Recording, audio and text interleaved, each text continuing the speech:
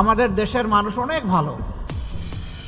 বিশ্বের একটা বড় প্রসিদ্ধ দেশ 14 ঘন্টার জন্য তাদের ইলেকট্রিসিটি ফেল করেছিল, সেখানে 14 ঘন্টার ভিতরে 700 ব্যাংক ডাকাতি হয়েছিল। 6,500 মায়ের ইজ্জত লুণ্ঠন করা হয়েছিল, ঘরে ঘরে লুটতরাজ শুরু হয়েছিল, যার কারণে 14 ঘন্টার মাথায় সেখানে সেনাবাহিনী নামাতে হয়েছিল। আর আমাদের দেশে 24 সালে 5ই আগস্ট 5, 6, 7, 8 এই 4 দিন বাংলাদেশে কোনো সরকার ছিল না।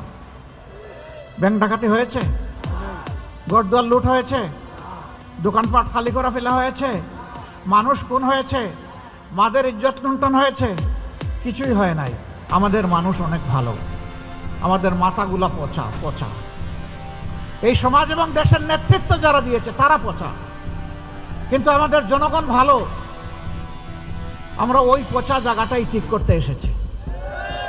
মাথা ঠিক তো সব ঠিক, নেতৃত্ব ঠিক তো সব ঠিক।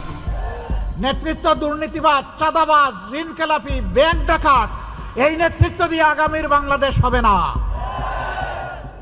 যুবকদের প্রত্যাশার বাংলাদেশ গড়া যাবে না। যাদের চরিত্র বল আছে, যাদের মধ্যে সততা আছে, দেশপ্রেম আছে, যারা মানুষের সাথে লেগে থাকে সুখে দুঃখে, যারা বসন্তের কোকিল নয়, বাংলাদেশ গড়া হবে তাদেরকে দিয়ে ইনশাআল্লাহ।